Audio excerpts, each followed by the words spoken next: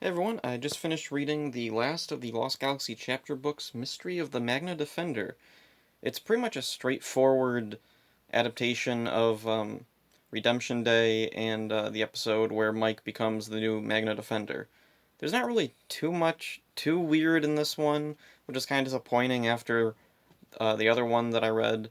Really, only one of these was like really fascinating because of how just weird and bizarre it was, and it doesn't really present the information in a very cohesive way. The book was really a mess. This one, it's a bit awkward in places, like combining the two stories that are obviously two separate stories.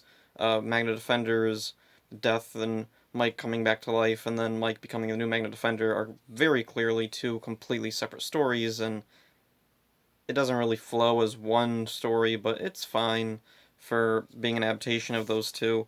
So anyway, at the beginning, it does have that one weird thing that a lot of Lost Galaxy merchandise had, where it talks about the characters being ordinary teenagers, but then it says they're no ordinary teenagers. They're not ordinary adults either. They live on a space station. They're Power Rangers. It very. I don't know why that teenagers thing was sticking around even in Lost Galaxy, where they clearly were not teenagers. But anyway, let's see. Oh, there was a really weird change in here. Let's see. The Rangers are in their quarters talking about something, and the Magna Defender is hiding in the quarters. That never happened in the show. I don't think he ever even goes inside a building when he's on Terra Venture. He's just hanging out in the woods or something. So that's kind of a weird little thing, but and there's another part in that scene where he's in the Rangers' quarters where it says he's talking about how he hates Scorpius, that he took something from me, blah blah blah, and he oh, I feel a pain in my heart, but the way it's written, it makes it sound like he's just hurt from whatever Scorpius did to him. He's not hurt because Mike is stopping him from, doing whatever it takes to kill Scorpius, even if it involves hurting innocent people. That's what it was in the show. And it even is that in the book later on, but at that point, it's really awkward if you don't know who Magna Defender is, if you don't know the show. Yeah, the books are kind of weird if you don't know the show. I'm trying to imagine if any kid out there or adult were reading the books without any knowledge of the show. And then we come to the next really weird thing that comes back from the first book in this series. Alpha shows up and he's called Alpha 5.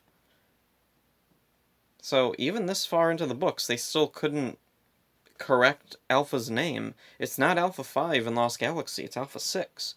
Alpha 5 left way back in Turbo. I don't know where Alpha 5 is. He's never shown up again in the show and anywhere. So I I wondered back in that first book, was that not a mistake, or was that originally the idea to bring Alpha 5 back? And then maybe they went back on it when they couldn't get Richard Horvitz back, or they just decided to keep Wendy Leon as Alpha 6 and it would just be simpler? Who knows? Anyway, Freaky Tiki is the monster of the day in the first half of this, which is cool because I like Freaky Tiki. And when I read his lines, I'm imagining them as his voice. I think it was Bob Pappenbrook did his voice in the show, and I'm imagining that voice saying these lines, and they are completely different. They're just generic, monster lines. There's not really anything too unique. It doesn't keep his verbal quirks or anything that he actually says in the episode. Oops, got my notes. Let's see. So anyway, Magna Defender is fighting with Leo in a scene, and it's taken straight from the show. It's pretty much scene for scene. It sticks really close to the episode, and I really like that they keep the line uh, when Magna Defender is fighting with Leo. Oh wait, no, it's Magna Defender wants Leo to kill him so that Mike can be freed. Anyway, Magna Defender pulls out his sword, and I really like that they keep this in the book. I'll make this easier for you. You can call it self-defense. I like that line, so it's cool they kept it in the book. Anyway, oh yeah, The scene in the episode that really stands out and a lot of fans really love is when Magna Defender is walking to, like, the big energy pit thing that's going to blow up Terra Venture. He's fighting his way through the flames, and then we see, like, the actual world fade away, and we see in his mind his spirit walking alongside his dead son Zika, and it's really, really cool. It's really powerful and impactful, and in the book that's all gone. He jumps into the fire, and then boom, he's dead. Mike's back to life. They lost a lot of drama there, but then again, these are very short, very large print books, so yeah. That's disappointing, but anyway. Not too much weirdness there. And then when the second story starts with Mike becoming the new Magna Defender, let's see, at the beginning they keep the little argument between Mike and Leo, and I was thinking it was weird they kept that because I didn't think they would keep the plot point of Leo thinking that he should give his Quasar Saber to Mike and that Mike should take over as the Red Ranger. But they did actually keep all that, so that was a nice little surprise. Not too interesting. One of the weird things in the second part, they keep, or they have a really, really long fight scene. Like, most of the second half of the story is just a fight scene. There's not a whole lot going on there. It's just the Rangers fight Skelecron and his little puppet master, skeleton guys.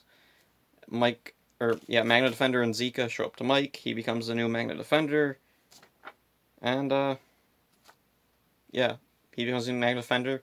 The end of the last of the Lost Galaxy chapter books, and the last thing I have to say is, here's the pictures that are in the middle. There's Magna Defender there. I got the Rangers, Rangers, Rangers, Rangers, and Defender Torzord. So yeah, that's it for the Lost Galaxy books. Yeah, they're interesting little novelties. There's the first one, Strange New World, and Lost Galactic Beasts. I have two of those for some reason. And, oh yeah, The Battle Beyond and Mystery of the Magna Defender. So, there's all the Lost Galaxy chapter books. This was a fun little thing to look through. I've never read these, like, all the way through since I got them, so it was interesting to read them again. Talk about some of the little weird things I noticed.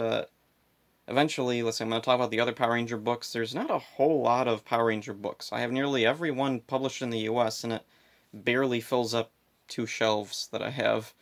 It's really weird for a franchise as big as Power Rangers that there haven't been more books.